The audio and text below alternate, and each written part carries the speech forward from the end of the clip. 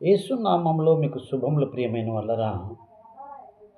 ఒక విశ్వాసి లేదా ఒక వ్యక్తి సంపూర్ణ భక్తి కలిగి బ్రతకాలని చాలామందికి ఆశపడుతున్నారు.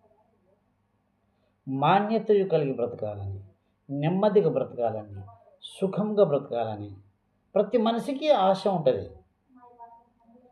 అయితే మరి ఆ విధంగా బ్రతకడానికి మానవులు ఎన్నో రకాల ప్రయత్నాలు జరుగుతా ఉన్నది.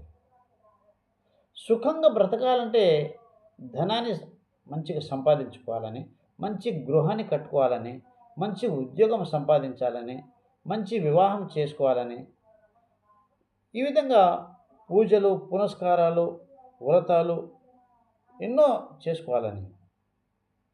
అయితే సుఖంగా బ్రతుకుతామని అనేక రకాల కార్యక్రమాలు చేస్తూ ఉంటారు.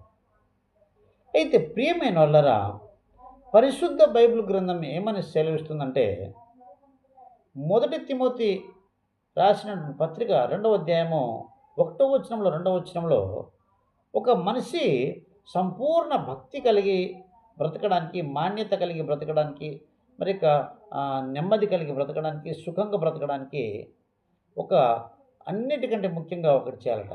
ఏం చేయాలంటే, మనుషులందరి కొరకు, రాజుల కొరకు, అధికారుల కొరకు ప్రార్థన చేయాలి.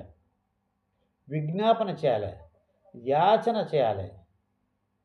అంటే ఇక్కడ పౌలు ప్రార్థనకు అనేక రకాల పేర్లతో ఇక్కడ పిలవడం జరుగుతుంది.